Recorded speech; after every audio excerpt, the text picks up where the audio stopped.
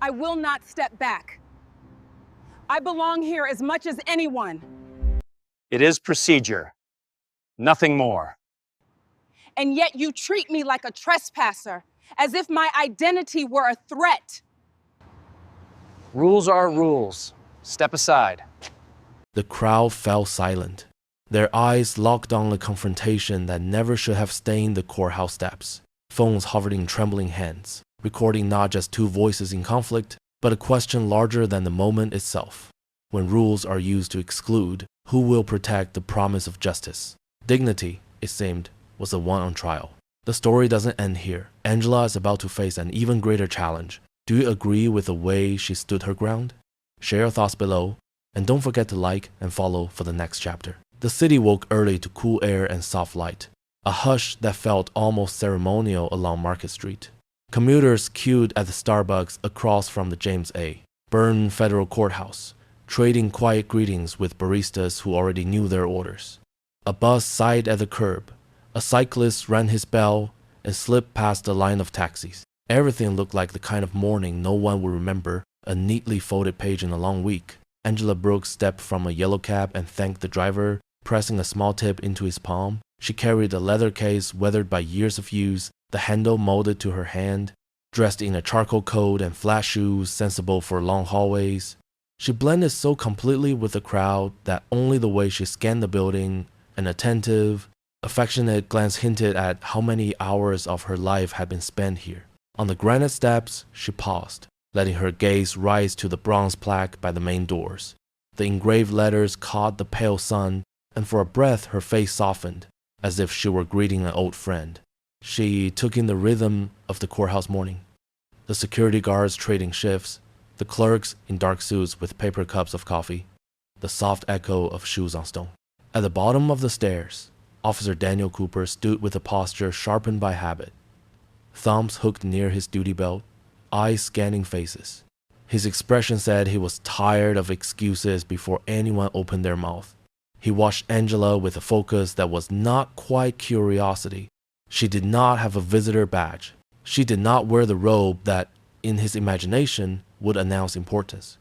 Just a woman in ordinary clothes, midlife calm, carrying papers as if they mattered. Angela moved with the confidence of someone who belonged, which sometimes reads as arrogance to those who do not know the difference. She had slept lightly and woken early, reviewing her docket over oatmeal and black coffee. The day promised too many motions and not enough time.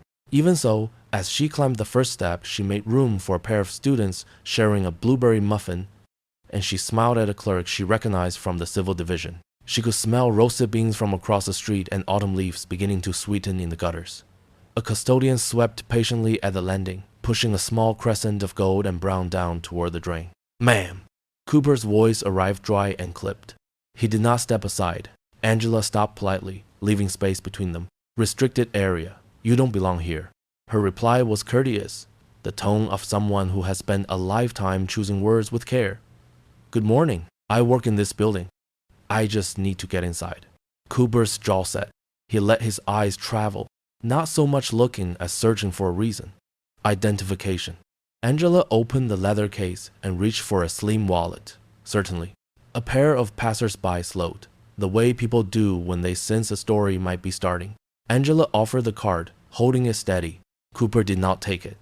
The silence between them stretched thin, like a thread about to snap. On the sidewalk edge, a young woman adjusted the strap of a camera bag and watched. Her name was Laura Mitchell, a local reporter whose editor had suggested she go find the city waking up. Laura had photographed murals and crosswalks, and a delivery driver tucking a baguette under his arm. Now she saw a woman being held in place by a uniform and a set of unspoken calculations.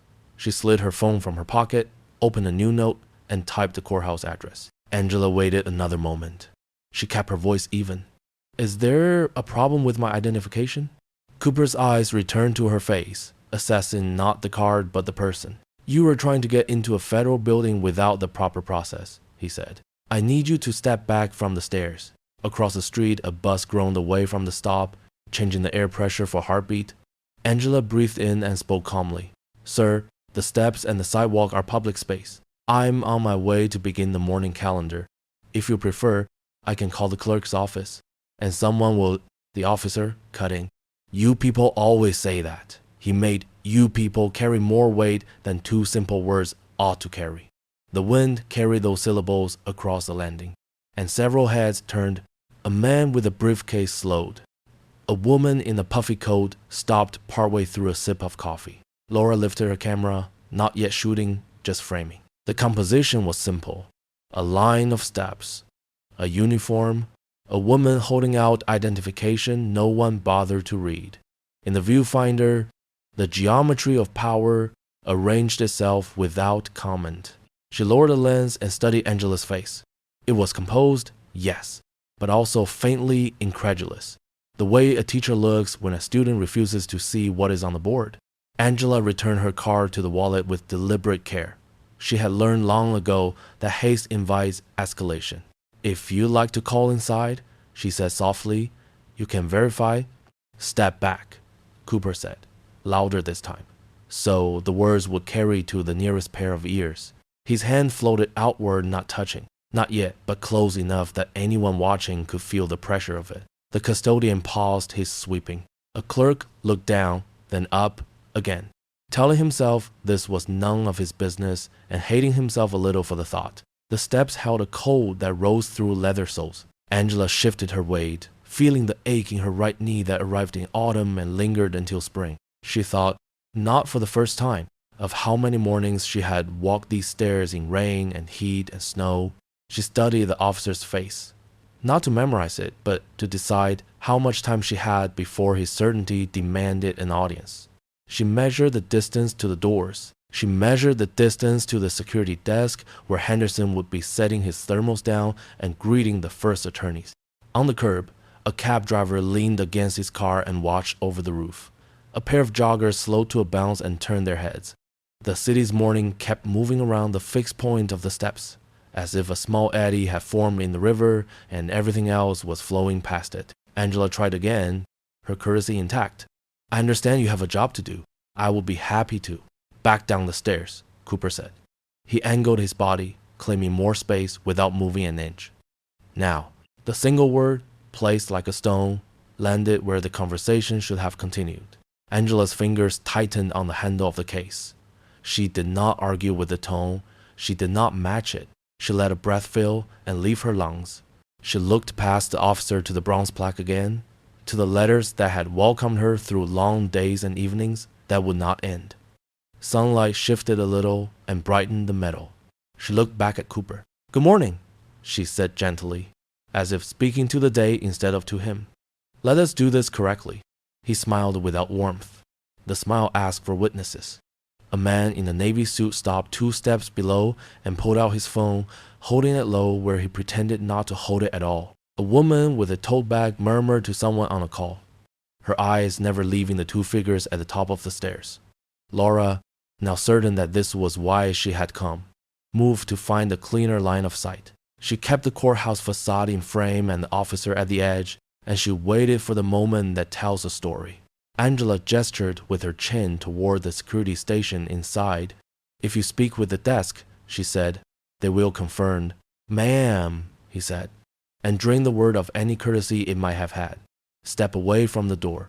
The wind brushed fallen leaves against the base of the federal seal carved in stone. A siren far down Market Street rose and fell and faded. The morning, still crisp and uncomplicated for everyone else, began to feel different right here. Angela met his eyes and chose patience. She had taught herself that patience is not surrender but strategy. She tipped her head, a slight nod meant to show she would not push past him, and she shifted 1 step to the side to ease the tension coiling between them. Cooper did not move.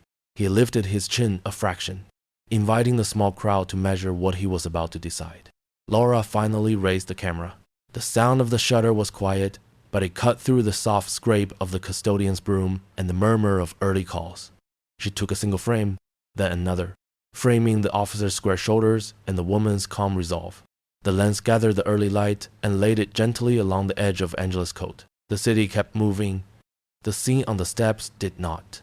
Laura Mitchell lifted her camera and took a photograph of Angela being stopped.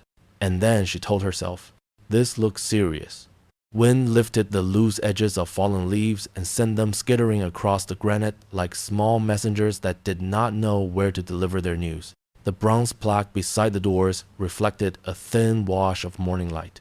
The building seemed to breathe a measured breath as security changed shifts and clerks hurried past the railings with paper cups that warmed their fingers. Angela stood one step below the officer, steadying her case against her leg, and allowed herself a moment to gather the kind of patience that feels quiet from the outside, but is firm as stone within. She noted in a glance the route to the security station, the familiar profile of the metal detector, the place where Henderson kept his thermos.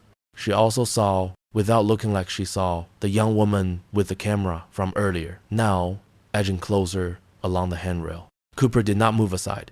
He tilted his chin as if the air itself ought to answer him. Identification, he said again, but not as a request. His voice flattened each syllable until it sounded less like language and more like a lock turning. Around them, the courthouse steps turned into a small theater. People slowed the way they do when they sense a boundary is being drawn that many would prefer remain invisible. Angela produced the wallet a second time and opened it to the card that would have ended any other conversation. I am prepared to cooperate, she said, polite and even.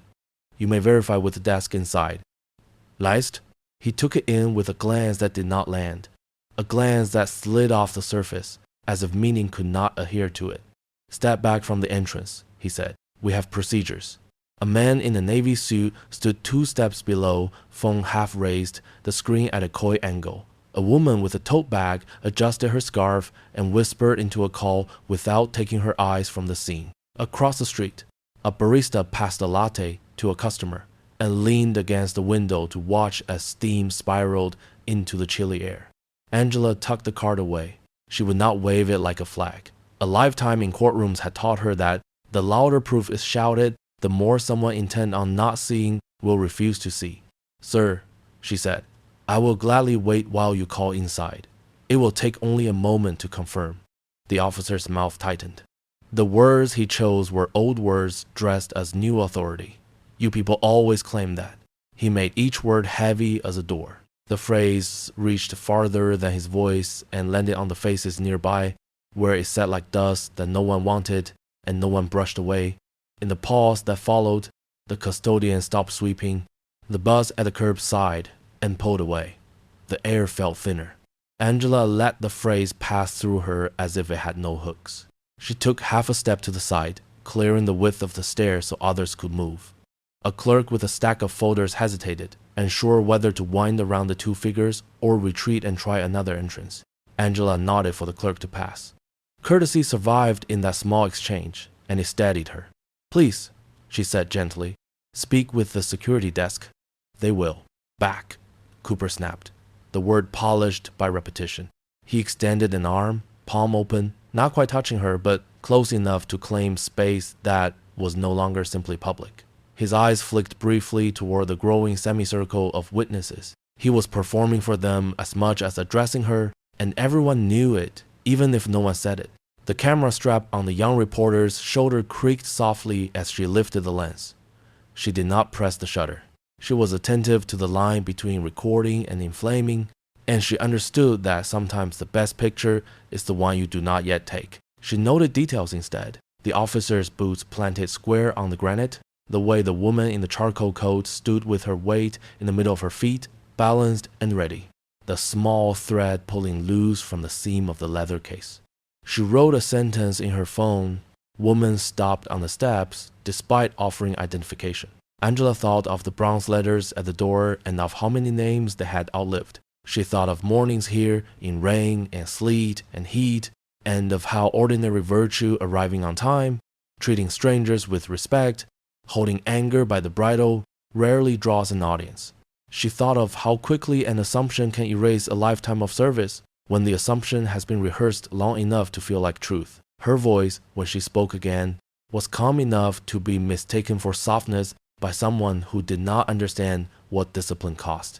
I would like to avoid any misunderstanding, she said. Please make the call.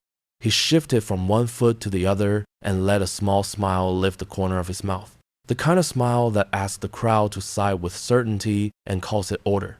Restricted area, he said. You are interfering with the federal process. Standing on the steps to enter is not interference, she replied. The sidewalk and the stairs are open to the public during business hours. Several faces turned at the phrase business hours, as if language rooted in routine might cool the moment back down to ordinary. The officer did not allow it. You are refusing a lawful directive, he said. Step aside while I determine your status. She did not move. I did not refuse. I asked for verification. 高的是高，上周. A thin thread of impatience trembled in the air like a wire between telephone poles. People found new places for their hands. One tucked their fingers under the strap of a bag. One set a coffee on the railing and rubbed his palm along the lid. One slipped the phone into a pocket and then pulled it back out as if it were a talisman. The city's mourning its coffee orders and crosswalk signals, its buses and bicycles and small exchanges kept humming. But here the tempo shifted, a slow drum that made the heart lean forward. Ma'am, he said, and the word bent under the weight of what he meant. Last time. Step down. Step down. Angela felt the cold of the stone through the thin soles of her flats. She felt the old ache in the right knee that came with the first hard chill of autumn.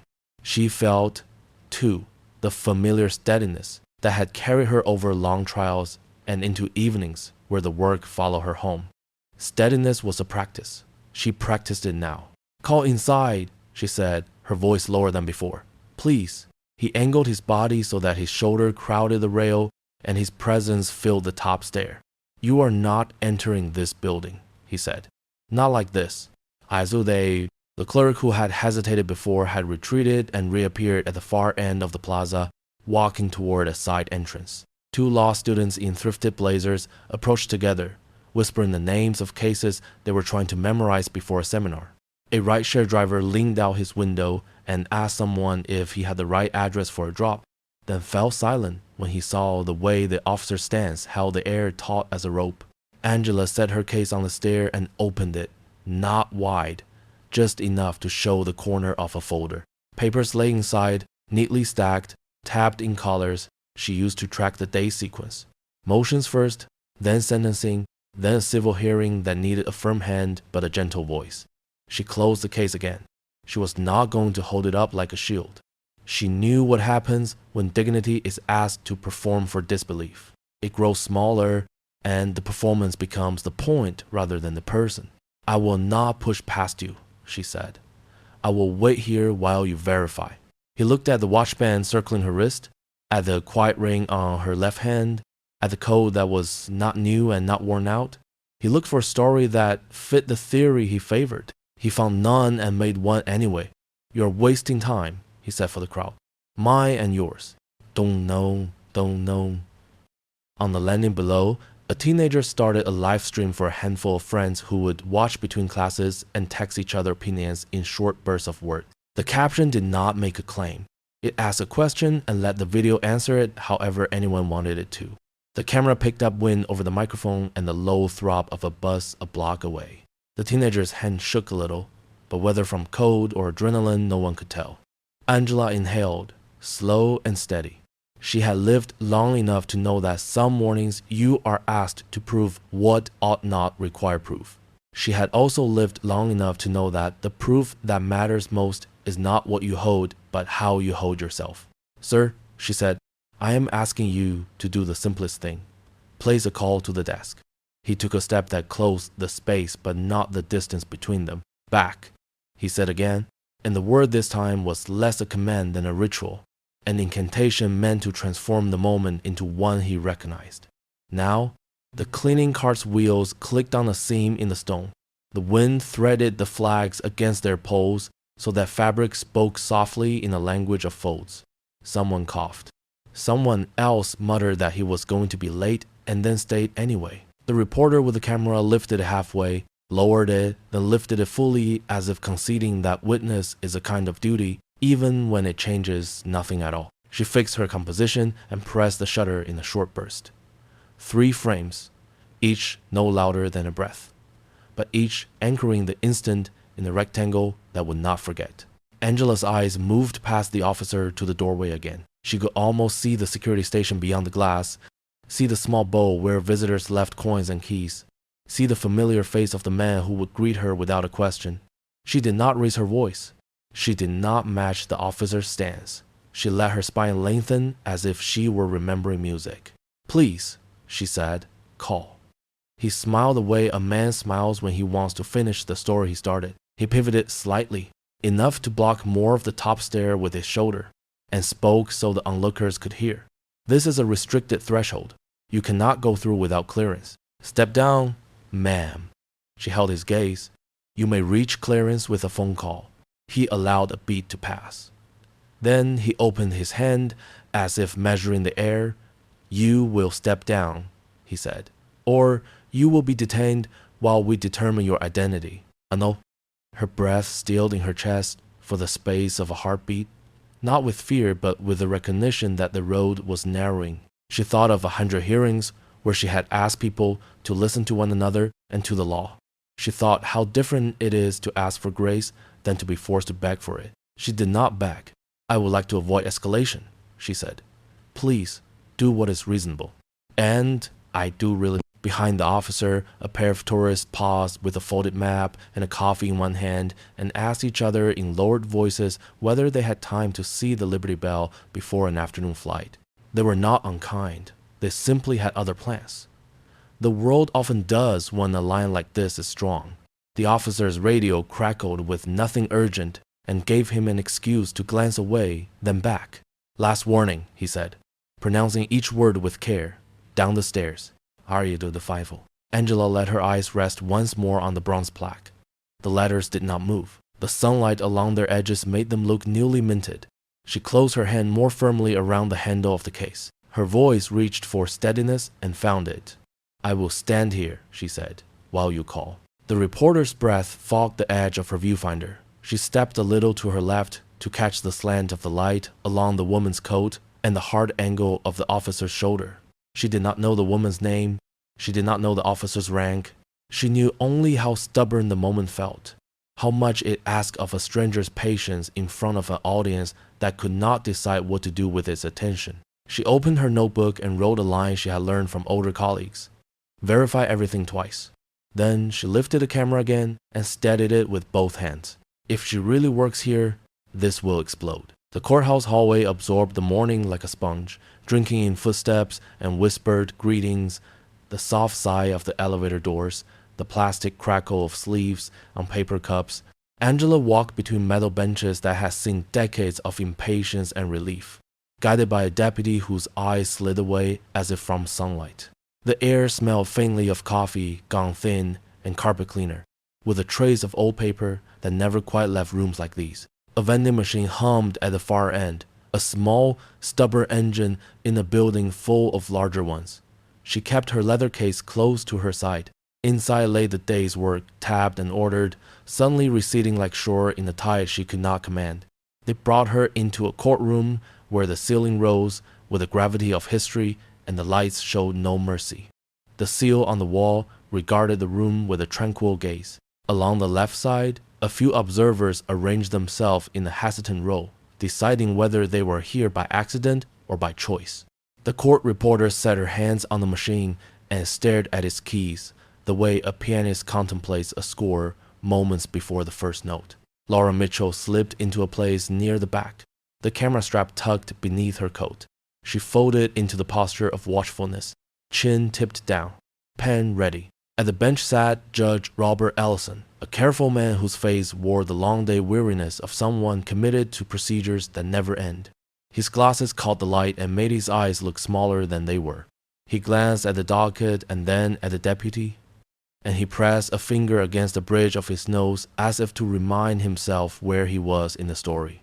The deputy guided Angela to a table where she sat, her palms resting flat on the polished wood. She set her case on the floor with a muted thud that felt louder in her own ears. "Good morning, counsel," Ellison said to the room at large, a habit of greeting even when counsel were not present as counsel. His voice carried the practiced warmth of someone who has learned to speak calmly into gathering weather. "Let us proceed." The Commonwealth was represented by Assistant District Attorney Martha Klein. A woman whose composure looked minted the day she earned it. She stepped forward, nodded to the bench, and lifted a folder whose papers were crisp with recent touch. Her smile had no malice in it, only intention. To her right stood Officer Daniel Cooper in full uniform, at ease yet deliberately visible, as if the cloth itself might deliver proof. In the pew behind him sat Officers James Miller and Scott Turner, their hands folded, their gazes trained on the middle distance where a story could be told without the inconvenience of faces. Your Honor, Klein began, we have a routine matter, a disruption this morning at the federal courthouse entrance. A subject attempted to enter without proper clearance, refused to comply with instructions, and carried materials that appear to be sensitive in nature. We seek to preserve order and to confirm identities before the situation escalates. The arresting officer can offer the sequence of events. Ellison inclined his head. Officer Cooper, we are. Cooper took the stand with the slow assurance of a man stepping into a role he had rehearsed often enough to believe it was his own skin. He raised his right hand, swore, and settled into the witness chair. He did not glance toward Angela. He watched the attorney instead, and then the judge, as if the lines of the room were strings and he intended to pluck them in the correct order. State your name and position for the record. Daniel Cooper, patrol officer assigned to courthouse perimeter security on weekday mornings. Describe what happened. I observed an individual attempting to access the entrance without a visible badge or appointment. When I requested identification, she became evasive, declined to comply with the established protocol, and attempted to proceed past me. The situation presented common indicators of risk. I acted to maintain safety. R.E. Arguay. The court reporter's fingers flew, stitching syllables into a record that would not forget. Laura wrote 3 words in her notebook. Common indicators. Safety. She kept her pen moving, letting the ink find a rhythm that slowed her breath. Klein nodded. Did the individual have documents? Yes. Were those documents verified? No. The individual would not allow a proper check. Angela kept her eyes forward.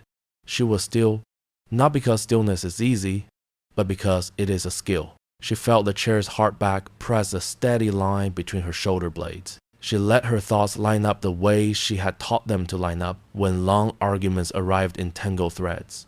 What is asserted? What is shown? What is omitted? Did the individual identify her purpose? She offered a vague claim of working in the building, Cooper said, placing the weight of the word vague where he wanted it, but would not provide the details required. In my experience, this is a common tactic to circumvent screening. Klein allowed the testimony to settle on the room like dust. She stepped aside, no further questions at this time. Allison glanced at Angela. Would the defendant like to make a statement? The word defendant slid into the space between them, a term of art that can feel like a verdict. Angela kept her voice even. I was on my way to work. The statement in the room was small and unadorned. No scaffolding, no decoration. It did not push back. It did not bag. It sat there like a candle, flame steady, and it asked the room to consider that sometimes light is a simple thing. Klein cleared her throat and took a step forward. Your Honor, with permission, the Commonwealth recommends that we maintain custody while verifying identity. We have seen recent attempts to test security at similar facilities. Prudent caution is warranted. The judge leaned back and laced his fingers. He looked at Angela as if trying to place a face seen out of context. Procedure beating his ears like a metronome. Preserve order. Minimize risk. Confirm first. Ask later. He thought of the calendar waiting on his desk, of motions already laid, of the way a morning can tip into a day that becomes a story he will tell himself at dinner in a voice that does not quite reach his own ears. Officer, he said, did the individual raise her voice, make threats, or physically resist? No, Cooper said, and the admission arrived like a soft cough that embarrasses no one. She was calm. But non-compliance can be quiet. It is still non-compliance. Miller and Turner kept their faces politely bland, the practiced neutrality of men who know that attention can be more dangerous than silence. Laura shaded a line beneath the word calm. She watched the judge's face as he filed that single syllable in a mind already crowded with busy facts. Your Honor, Angela said. If this court wishes to verify my identity, the means are inside this building within a short walk. I will wait while the call is made. Client lifted a palm, keeping her tone professional.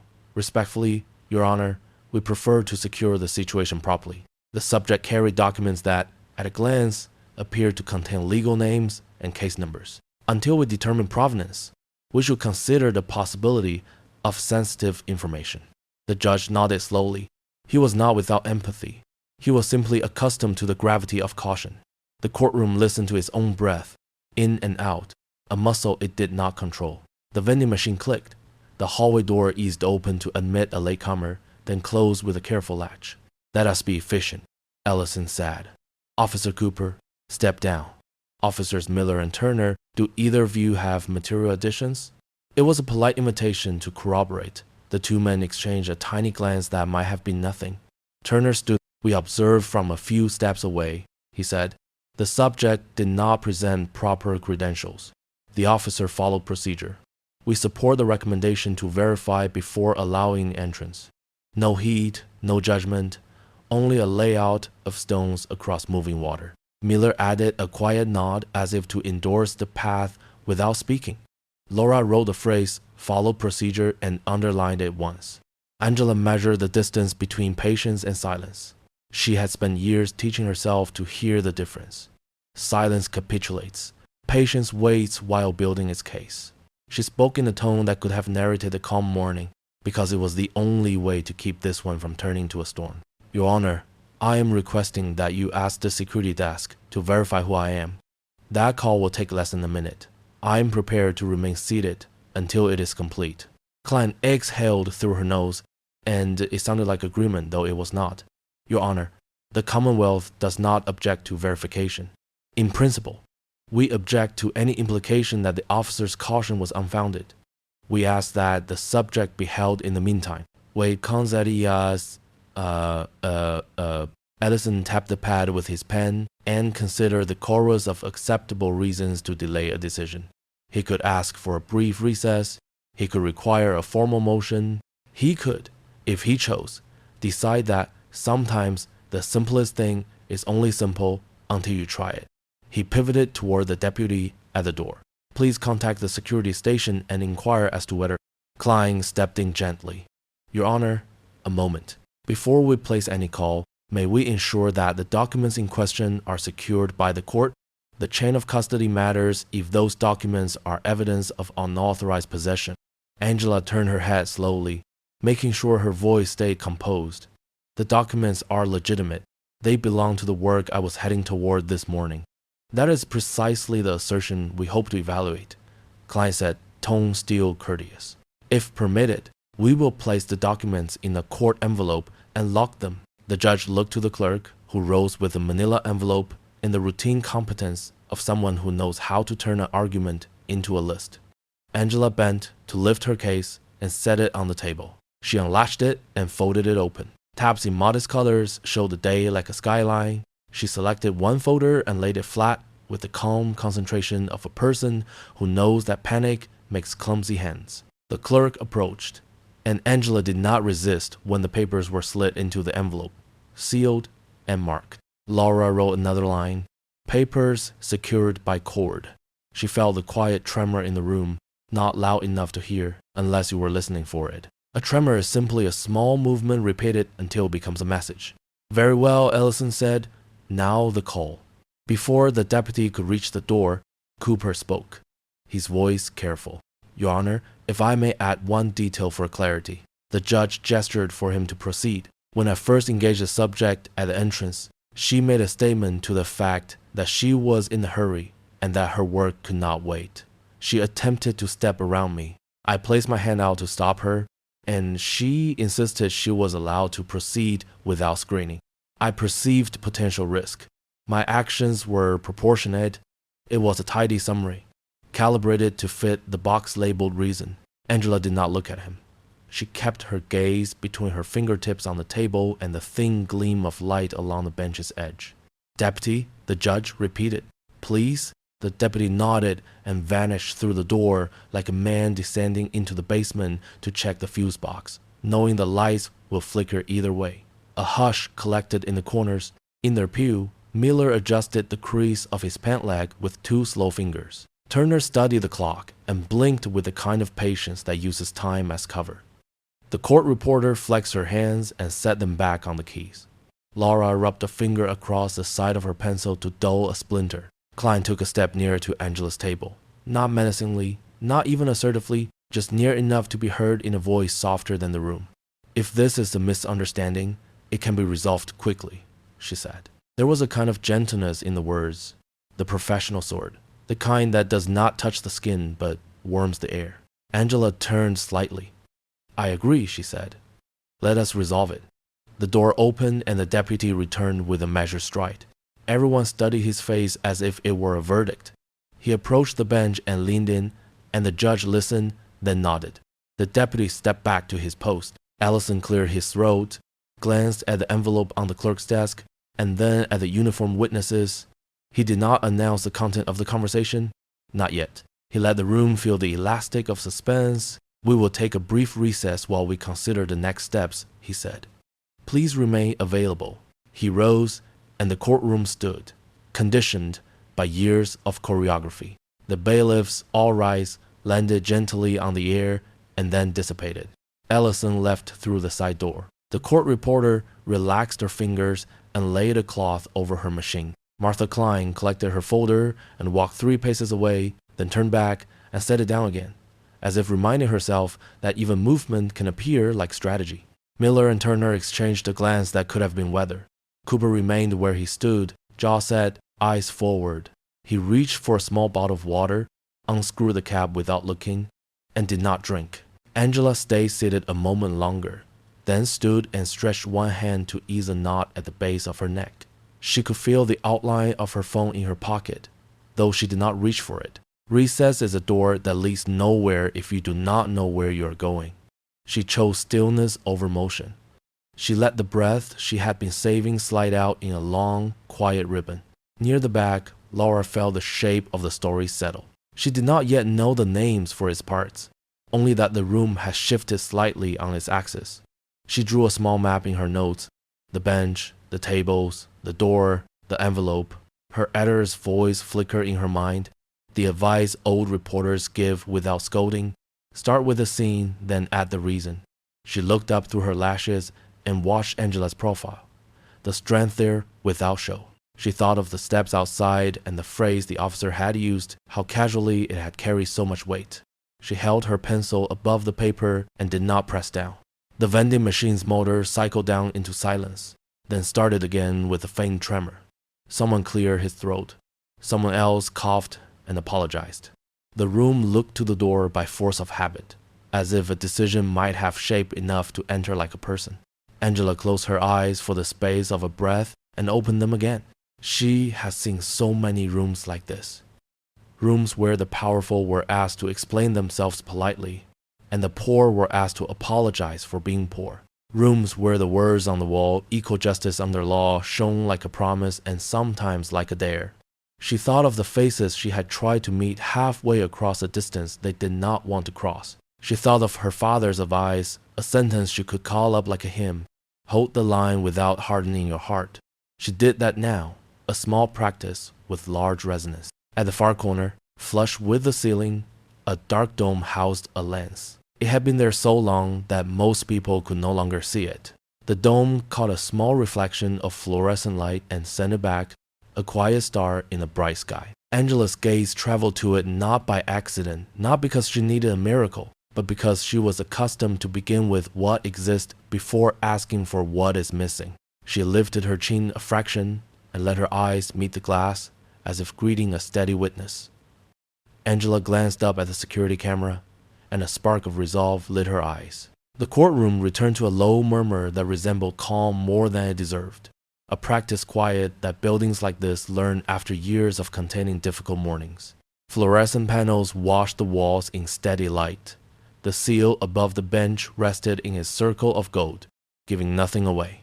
The recess had lasted only long enough for coffee to cool and nerves to tighten.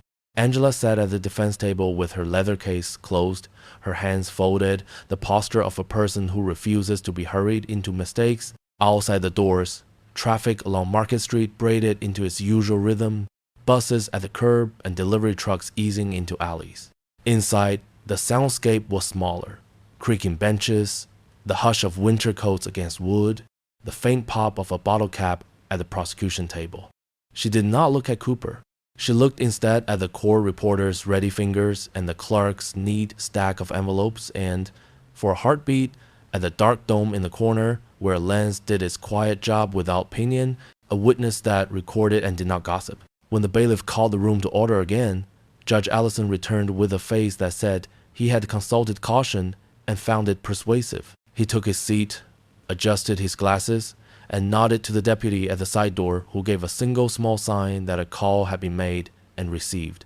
The judge did not share what he had heard. He simply asked the parties to proceed. Martha Klein rose, her professional courtesy wrapped tight as a scarf against wind. She knew the craft of sounding reasonable while building a path toward her preferred outcome. Your Honor, she began, the Commonwealth remains concerned about sensitive materials, chain of custody, and the need to maintain strict screening protocols. We do not contest the defendant's calm demeanor. We do, however, note that calm resistance undermines order as effectively as loud refusal. She sat one palm on the manila envelope, the other at her side, and waited. The words were measured, her voice a careful temperature. In the back row, Laura Mitchell wrote the phrase chain of custody and underlined it once. She was listening now not only for facts, but for the music of certainty, for the places where a line became a habit rather than a truth. Angela spoke without rising, a polite breach of courtroom choreography that nevertheless did not feel like defiance. Your Honor, I request immediate verification with the security station. I also request that the court preserve any surveillance footage from this morning, including the approach to the main steps, the lobby doors, and the interior hallway that leads to this courtroom. I am prepared to identify the relevant camera positions if that would assist. She did not name statues. She did not rattle a chain of cases and numbers. She used plain language that could be entered into the record without confusion and could be understood by anyone who might later hear it spoken aloud. Klein lifted her chin a fraction. Respectfully, Your Honor, before we treat surveillance as dispositive, we should confirm whether it is available and intact. Equipment fails. Angles mislead. Audio drops. For that reason, we reiterate our recommendation to maintain custody while the verification proceeds. Angela kept her voice even. If equipment has failed, that can be certified. If angles are limited, that can be described. But absence, too, is a form of evidence. Either way, the truth is within reach, if we choose to reach. Ellison glanced toward the deputy, who stepped forward with the institutional steadiness of someone accustomed to being sent for answers. Please contact building security, the judge said. Request that all footage from the exterior and lobby cameras between the first quarter hour before opening and the first quarter hour after opening be preserved pending the court's review. He paused, then added, and asked whether body-worn cameras used by perimeter officers are set to continuous backup. The question hung in the air, like dust motes revealed by a sunbeam. It was not an accusation. Not yet.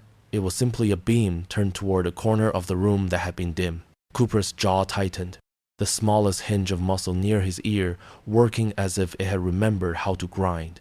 Your Honor, he said, forcing neutrality to sit on words that did not want to carry it. Body-worn cameras are subject to routine maintenance. There is no guarantee that backups are current. He almost pulled the statement back as soon as he delivered it. Ellison did not respond to that detail. He looked down at his notes, lifted his pen, and drew a line beneath the word preserve. Laura sat forward 1 inch. She had learned in city meetings and neighborhood hearings that power often announces itself not in volume but in verbs. Preserve, request, verify, those words mattered more than adjectives did. She wrote them in a column and watched how they looked standing next to one another on the page. Klein returned to the narrow lane of her argument. Your Honor, the Commonwealth further notes that the subject's documents now properly sealed by the court contain names and numbers that would be difficult to acquire through ordinary means. Until we determine provenance, prudence suggests restraint. She did not say confiscation. She did not need to. The envelope on the clerk's desk said it for her. Angela rose now, standing with the careful exactness of a person who knows that posture can be read like a letter. The documents in that envelope are legitimate and necessary. I asked that the court allow me to identify them for the record and to explain why they were in my possession, so the court can understand how common their presence is in this building on any morning. Client lifted a gentle hand. Explain if you must, but we maintain our position regarding custody during verification. Weiler, Ellison considered both women and the line between them that was not adversarial so much as it was procedural, two professionals kneading the same dough into different shapes. Very well, he said. Miss Brooks briefly. Angela stepped to the envelope. The clerk broke the seal and slid out a stack of papers with tabbed edges. Angela did not reach for them as if to snatch back something stolen. She indicated the color tabs with a small motion of her fingers. These are court calendars, draft orders, and public filings scheduled for review. They contain names because names are how we keep our promises to actual people. They contain numbers because numbers help us find those names among thousands. She looked up, not at the prosecutor but at the judge. There's nothing clandestine here. Miller nudged Turner's shoe with his own, a quiet communication at the edge of a public ritual. Turner kept his gaze forward as if to say, without saying, that the less they announced themselves, the safer the day would stay. Laura noted the motion and decided it meant only this. Human beings are always telling each other things without speaking. The deputy returned from the call with a small notepad and the kind of expression that gives away nothing because it has been trained to give away nothing. He approached the bench, relayed information, and stepped back. Ellison cleared his throat. Security confirms that exterior and lobby cameras were operating this morning. Backups exist. A preservation order can be implemented immediately. As for body-worn cameras, department policy requires periodic, automatic upload. We will inquire specifically regarding today. Client steadied her papers with one finger. In her chest, a quiet calculation adjusted to the new terrain. She did not look at Cooper. He did not look at her. Their shared interest was to hold ground until ground could be redefined. Angela felt her breath settle another notch lower in her lungs. The way breath does when the air you were hoping for turns out to be the air you are getting. The judge's tone softened a shade. Given these confirmations, the court is inclined to review the footage at the earliest opportunity. Custody of the defendant during that review is a separate matter. The record reflects calm demeanor. The record reflects an offer of cooperation. The court is therefore prepared to allow the defendant to remain seated at counsel table under the deputy's supervision while we proceed. It was a compromise designed to satisfy caution without rewarding obstinacy. It was also, Angela understood, the first small recognition that her patience was not simply passivity. Cooper shifted his weight and found his voice. Your Honor, with respect. I must emphasize that the initial encounter displayed classic risk indicators. Refusal to follow a lawful instruction, attempt to enter without displayed clearance, and possession of materials not immediately accounted for. These patterns are familiar to those of us tasked with security. Angela addressed the bench, not the uniform.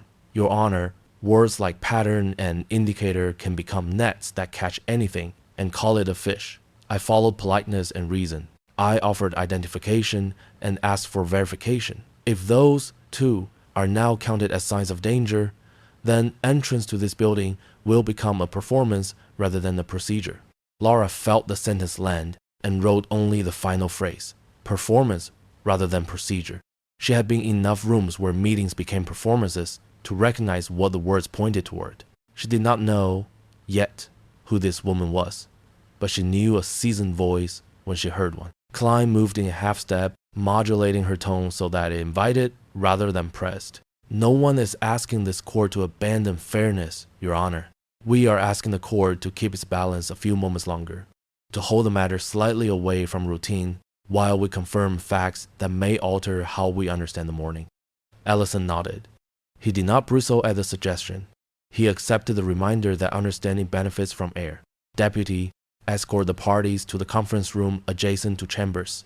We will convene there to view the lobby footage as soon as it is queued. The exterior footage can follow. The deputy gestured. The room arranged itself into motion.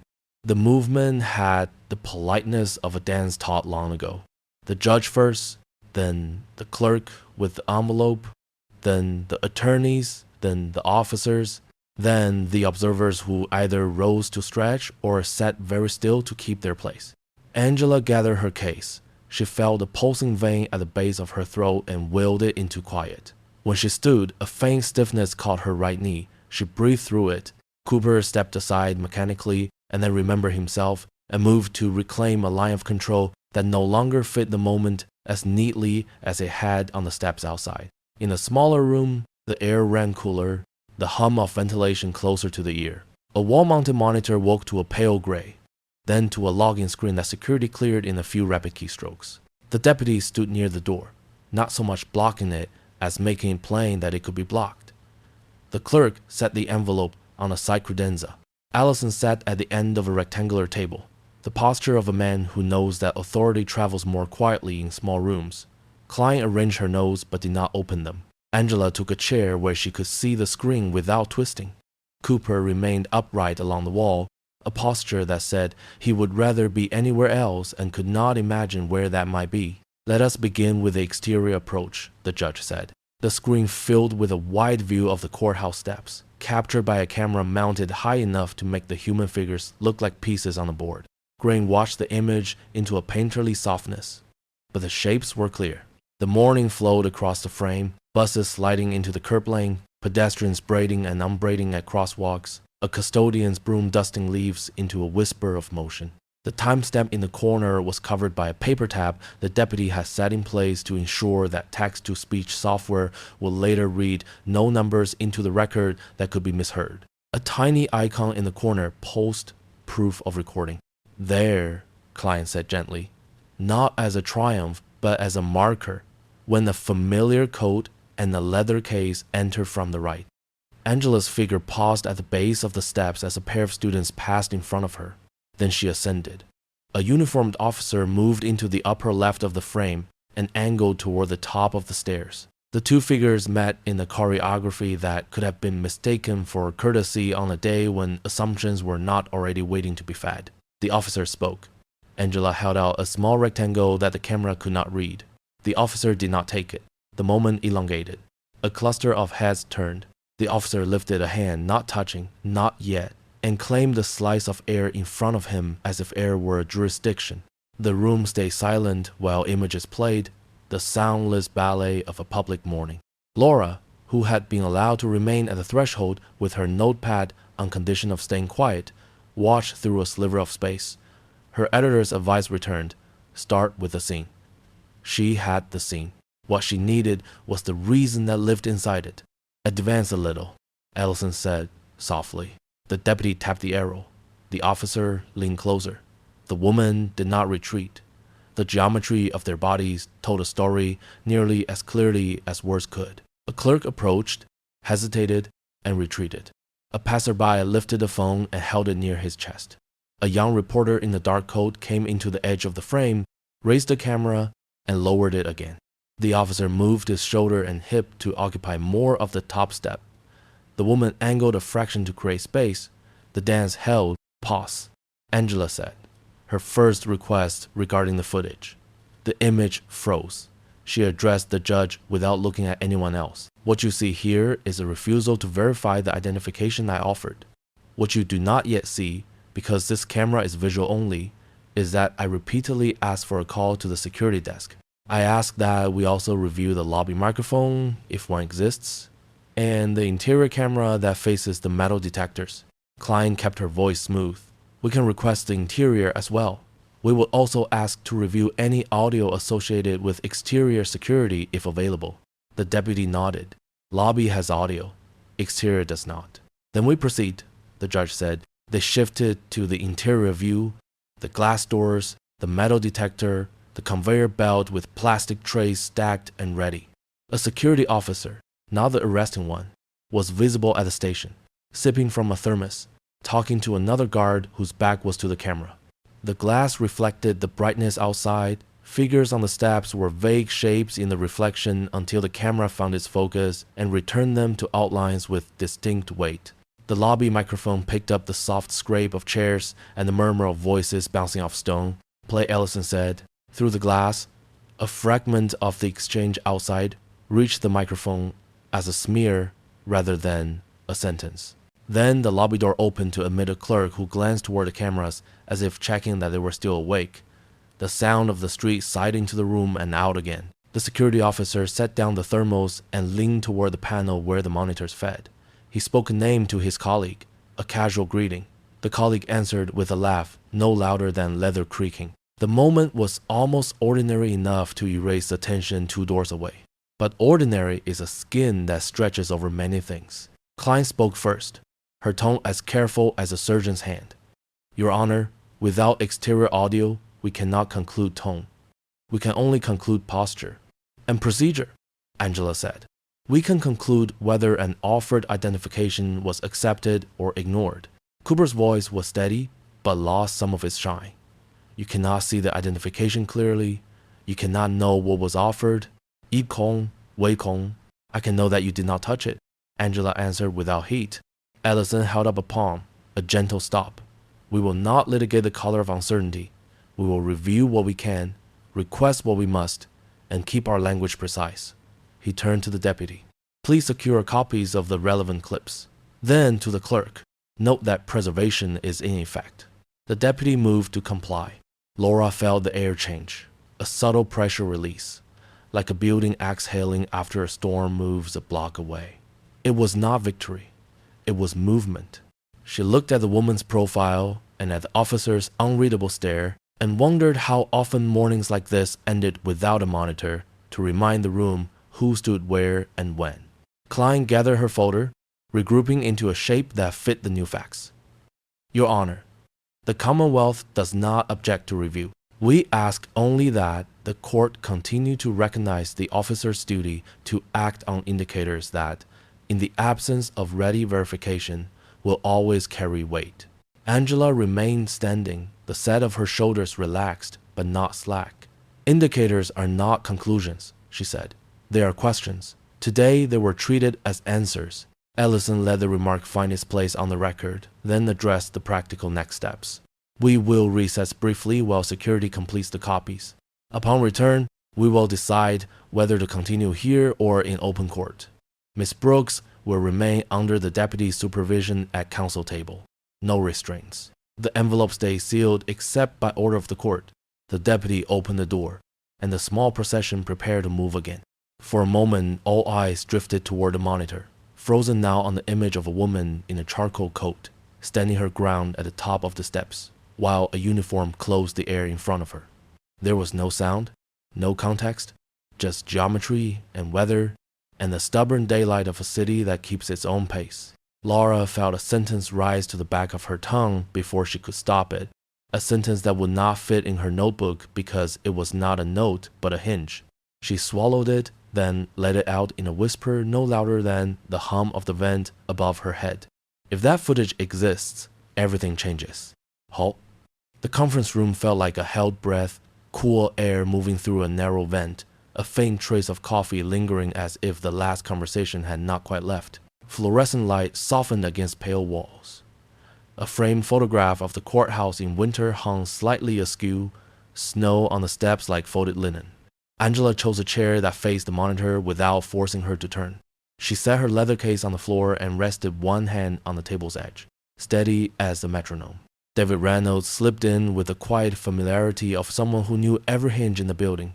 He carried a garment bag over one arm and a small box with a nameplate nestled inside. He did not announce either. He set the bag gently on the side chair, unzipped it, and revealed dark fabric that gathered light rather than reflected it. Angela looked at him and found recognition in his eyes. Not the recognition of celebrity, but of belonging. He cleared his throat as if to nudge his voice awake. Ma'am, he said softly, careful with a syllable as he would be with a glass ornament. I thought you might need this. He did not reach for the robe. He made space for the choice to live where it should. In the open doorway, Laura Mitchell stood with one shoulder against the frame, permitted to observe because she had promised not to be in the way. She saw the curve of the fabric, the quiet gravity of it. She wrote a single word in her notebook robe and drew a small box around it. Angela rose without the swift, decisive movement that would announce triumph. She moved like a person returning to a room after stepping out for a moment to think. She lifted the robe by its shoulders and felt the old weight, the familiar fall. She slipped one arm, then the other, then settled the yoke against her back. The fabric held the memory of countless hearings, voices finding their shape, arguments proving stronger or weaker than their volume, mercy speaking softly from a public square. She smoothed the seam with her palm and exhaled. Not relief, not victory, only the kind of breath that steadies a hand before it writes a name. David held out the nameplate in his small box, a rectangle of brass with letters that had introduced her to rooms long before she spoke. She accepted it and ran a fingertip across the engraved line as if reading by touch. She did not smile. She let a calm expression settle on her face the way a lake settles after wind. From the corridor, the bailiff's voice carried a low summons rather than a shout. Court will reconvene. The deputy opened the door wider. Angela gathered the robe closer at the front. The sleeves fell neatly along her wrists. She looked to David. Thank you. The words were simple, but he felt their weight. He stepped back, and the deputy took his place at the threshold, the hinge and the jamb forming a frame. They walked a short distance back as if the hallway had become a nave. People made way the way they do when they feel a shift in the room's current without yet seeing its source. The courtroom prepared to receive them. The court reporter's hands hovered. The clerk stood. The prosecutor arranged papers into a precise stack. The officers aligned their posture with the flag through old habit. Laura moved quickly and quietly to the last pew before the aisle and found the clear angle for her lens. She did not raise the camera yet. She held her breath in the way photographers hold their breath when they know the frame is about to declare itself. The bailiff stepped forward. The words that followed did not need force to be heard. They carried their own acoustics. All rise. Angela crossed the threshold into the well of the court. The robe deepened the room's shadows for a heartbeat, then resolved into a line of black that the human eye recognizes as authority before the mind finishes naming it. David set the nameplate where it belonged. Silence clarified into shape. The deputy, who had watched arguments unfold here for years, felt the air shift and knew it would be part of a story he told later with fewer adjectives than usual. At the bench's edge, the clerk straightened her back as if her spine had remembered something it liked. Angela placed both hands on the wood that had outlived so many tempers. She inclined her head the smallest nod to the seal above. Her voice, when it arrived, filled the room the way a bell fills a square without straining itself. The Honorable Judge Angela Brooks presiding. It did not shout, it rang. Even those who did not know her name heard what the voice made of it. The first few seconds were made of stillness. It was the stillness after a truth steps into the doorway and takes off his hat. The officers who had learned to let their faces be a kind of wall felt their expressions, asked for permission to change, and denied them. Martha Klein's gaze flicked from the robe to the face, registering, recalibrating, quietly folding the moment into an argument about facts rather than feelings. Judge Allison had not yet returned to the bench. The recess order remained in effect, and yet the room understood that a different order had entered. The clerk lifted the gavel that had lived to the right of the blotter for years and placed it within reach. Angela did not touch it yet. She let the presence of it do the first part of its work. She surveyed the room as a whole, and then in parts, not skimming but seeing. She saw the prosecutor standing with professionalism that had not deserted her. She saw the officers, one at the rail and two in the pew behind, old rhythms coiled in their shoulders. She saw the deputy at the door, whose neutral face had softened by the width of a breath. She saw the reporter near the aisle, not hiding, not performing, simply witnessing with a pencil and a lens. And she saw a reflection of herself in the dark glass of the lobby monitor across the hall, a small echo of a person from a few minutes earlier, now returned with an old garment that fit like a sentence that had been waiting to be said. She spoke with the ease of someone stepping into her native tongue. We will bring clarity to this morning. We will do it with precision and with courtesy. We will do it in the light. She did not look at any one person when she said it. She placed the sentence in the middle of the room where everyone could claim it if they wished. The court reporter wrote and did not look up. The words organized themselves on the page. Martha Klein found her voice, a professional instrument that could soften without losing shape. Your Honor, she said, and the title slid into place with proper weight. The Commonwealth acknowledges the court's authority and the need for an accurate record. We maintain our concern about chain of custody and the security indicators that prompted the initial stop. We request guidance on next steps. Well, Jay, Angela nodded once. Your vigilance is noted. The next steps are verification and preservation. We will view the lobby footage and secure exterior recordings. We will request confirmation of body-worn camera uploads for the morning in question. We will establish the sequence of events without speculation. She lifted a hand and the gesture shaped the air. While we do so, there will be no restraint, and there will be no insinuations that patience is a form of guilt. In the second row, James Miller shifted and set his heel against the base of the bench. Scott Turner clasped his hands to steel a thumb that wanted to move. They were not new to scrutiny. They were new to this particular mirror.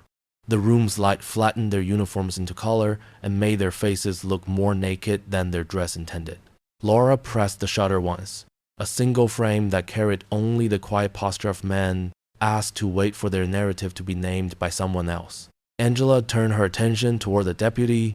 Please escort building security to chambers with the preserved files.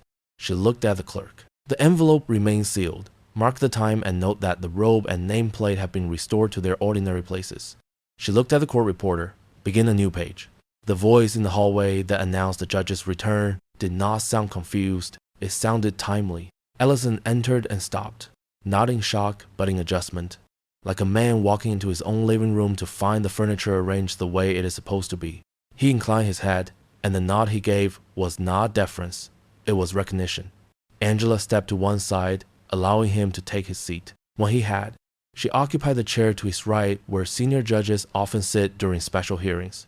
The room expanded to hold both of them the way a chest expands to hold a full breath. Ellison spoke with a dignity that did not require explanation. The court appreciates Judge Brooks's presence. We will proceed together. The agenda is unchanged. Verification, preservation, review. Klein adjusted smoothly to the new grammar. Yes, Your Honor, we would ask that the record reflect that the Commonwealth's caution earlier this morning was exercised without knowledge of the court's true posture. Angela answered without sting.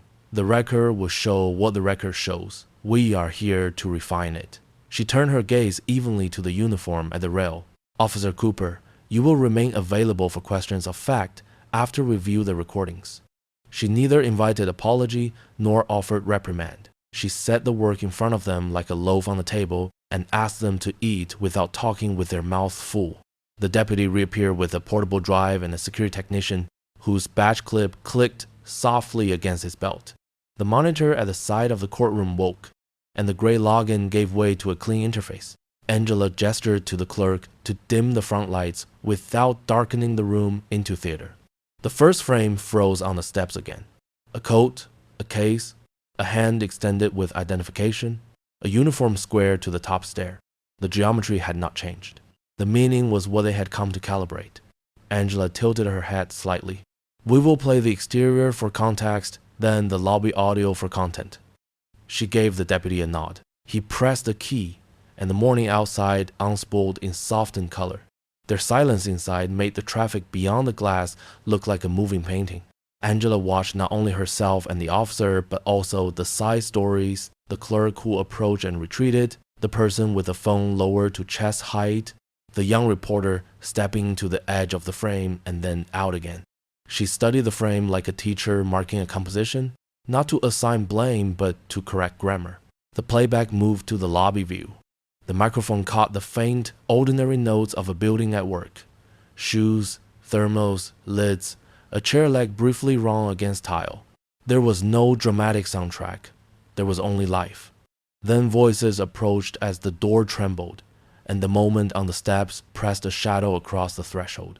Angela listened to the light smear of syllables that made it through the glass and did not pretend to hear what the microphone could not carry. When the clip ended, she folded her hands again and let time have a few seconds to cool the screen. Allison spoke first. We will copy these clips into the record. We will request the automatic upload log from the officer's cameras. He did not look at Cooper when he said cameras. He looked at the deputy, who wrote the request down. Klein drew a quiet breath and let it out through a sentence she had crafted on the way back to the courtroom. Your Honor, while the recordings show posture, they do not show intent. It remains the Commonwealth's position that indicators at the scene justified a temporary delay to verify identity. Angela inclined her head, respectful of a point properly made. Indicators are a beginning, not a conclusion. We will move from indicators to facts. That is the shape of our work. She paused and then added, in a tone that wrapped iron in felt, in this building, identity is not a favor to be granted. It is a fact to be recognized. The clerk marked the phrasing with care. The court reporter, who had typed through anger and grief and boredom for years, felt the muscles in her shoulders let go a fraction of their ache. Laura lowered her camera and, for a moment, only listened. The sound of the rope when Angela shifted her weight was like the sound of a page turning in a thick book, quiet but decisive. Angela took the gavel then, not as a hammer but as a steward takes a key. She tapped once, not loudly, and the sound went out and came back like sonar. We will reconvene in open court in a short while. Until then, preservation continues. No one speaks to the press. No one deletes anything. She looked around the room, inviting consent rather than extracting it. Heads nodded, some from duty, some from agreement, some because momentum often looks like consent from the outside. She stepped down from the bench and stood on the Wells carpet, the robe falling cleanly. She faced the room with the simple fact of her presence. The door at the back opened to allow the movement of air and people. She did not rush to leave. She let the image of the room in this configuration imprint itself, not as a trophy but as a reference point to return to when noise tries to move the furniture. Laura raised the camera, one frame, then she lowered it and wrote 4 words. Balance restored for now. When the bailiff opened the gallery gate, the small crowd reorganized into the shapes of their day. The technician collected cables. The deputy spoke quietly into his radio. The clerk resealed the envelope with a fresh strip and signed the line. The court reporter covered her machine with a cloth the color of stormlight. Angela placed the gavel back where it belonged and let her hand rest beside it for the space of a heartbeat, the way one rests a palm on a table to feel whether it wobbles. Then she looked up. Laura found herself watching Officer Cooper without meaning to. She had learned to notice when a person's expression tries to hold 2 stories at once. He carried himself as if nothing had changed and as if everything had. His smile, the small public one, had lingered at the corners of his mouth for the first few seconds after the words all rise. It was a smile you put on like a uniform. But now, with the robe where it belonged and the name where it read itself, the smile had nowhere to live. Cooper, who had been smiling, went pale, stepped back, his hands trembling.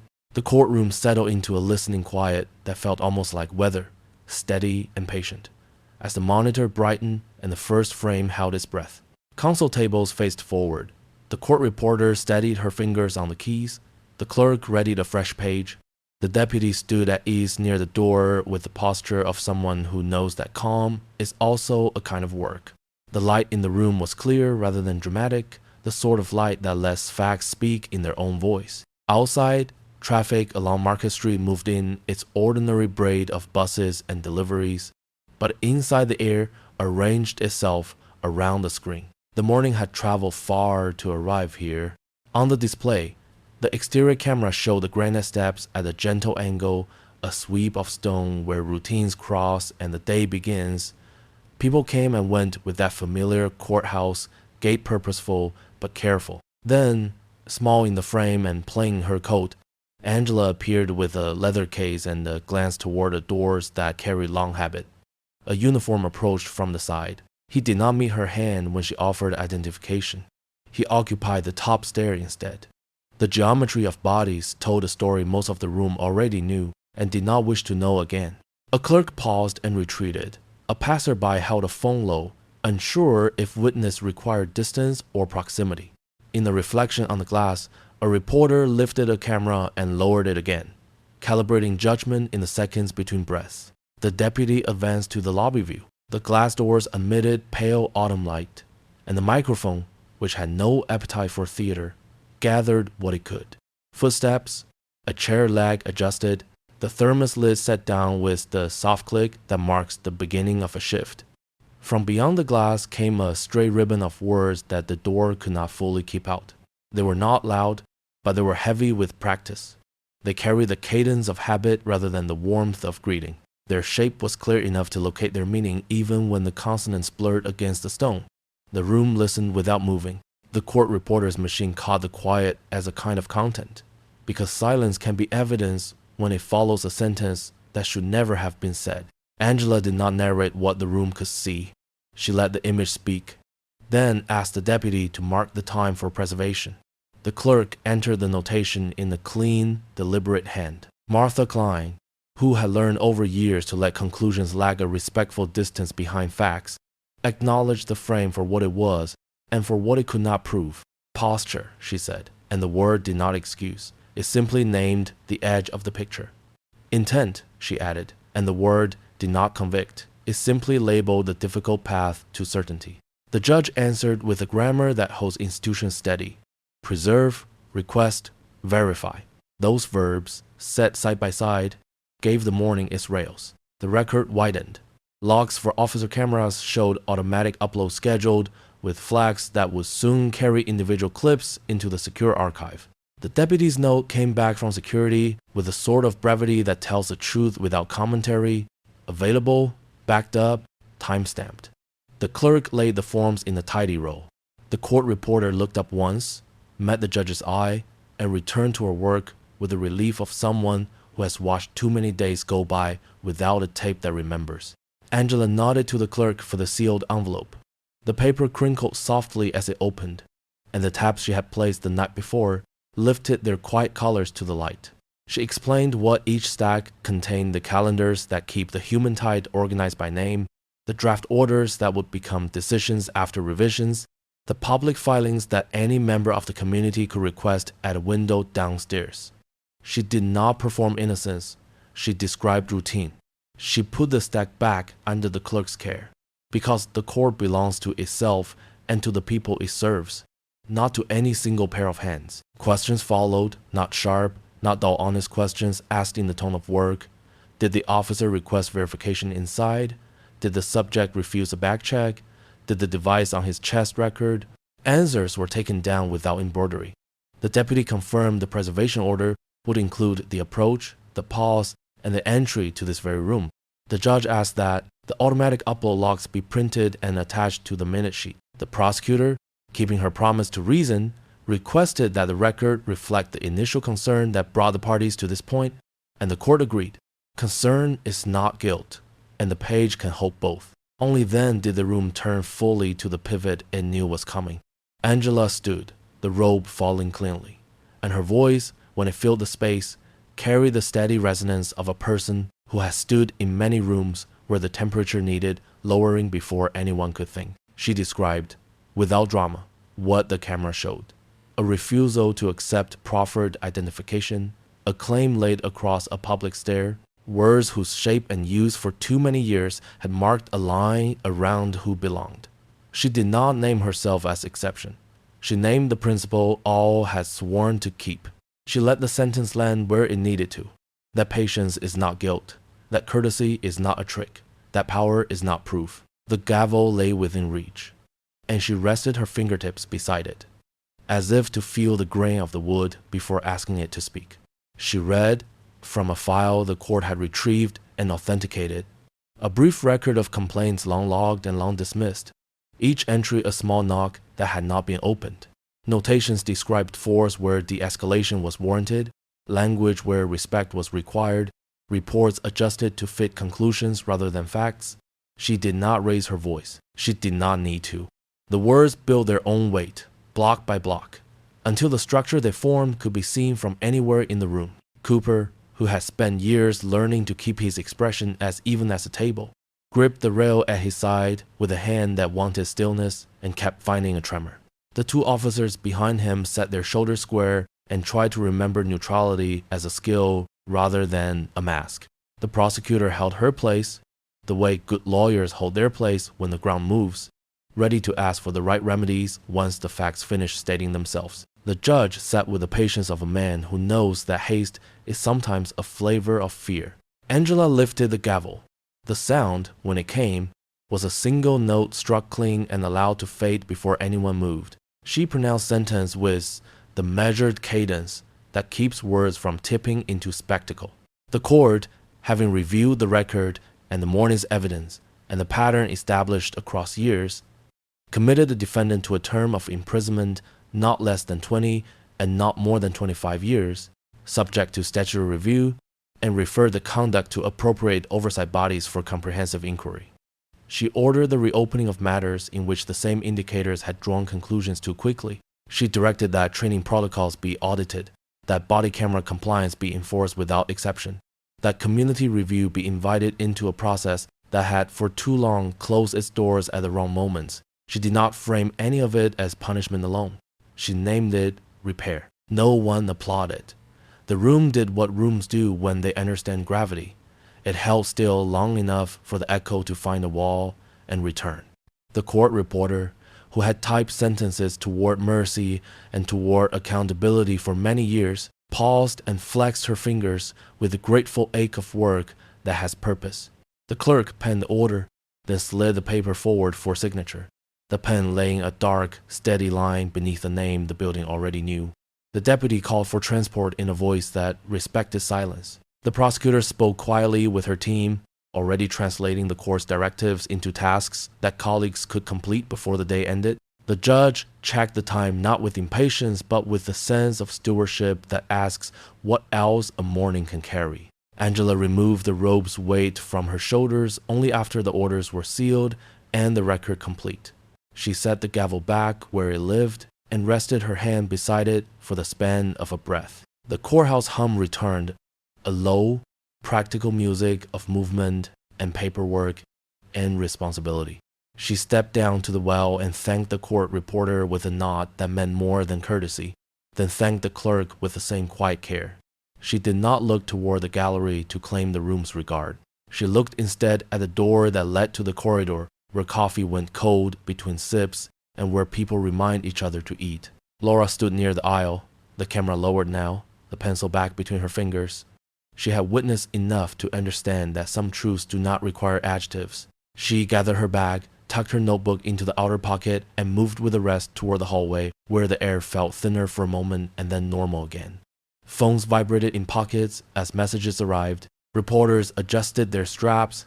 A security technician wheeled a cart of cables past, with a nod to the deputy who had kept the room steady all morning. On the steps outside, the light had shifted a few degrees, and the wind had found a new path across the plaza. A pair of tourists asked a guard for directions and were sent with a smile toward the bell, reminded to look for the crack that history had turned into a symbol. A bus sighed at the curb. Somewhere down the block, a food truck door clanged open, and the smell of onions found the breeze. Laura took one more look at the facade, then pulled out her phone and dialed the number she knew by heart. When the line picked up and her editor said his name, she kept her voice level so that the words would land without wobble. You won't believe what just happened. And the courthouse grew quiet again after the last word was spoken, as if the walls themselves were letting the morning's burden rest. What lingered was not the image of uniforms or transcripts, but the steady truths of a woman who carried patience until patience became power. For those watching, it was a reminder that dignity is not silence, and justice is not a gift handed down, but a promise we must insist be honored. The heart of the lesson is simple. Prejudice may wound and authority may falter, but truth, when preserved and spoken, has the power to set things right. Much like the steady flame of a lamp in a farmhouse window, even a small light of fairness can guide us through the darkest crossings of life. So take a moment tonight to recall the quiet acts of respect around you, the neighbor's greeting, the kindness of a stranger, and consider passing that warmth on. If this story touched your heart, let it ripple outward. A reminder that compassion and justice are gifts meant to be shared.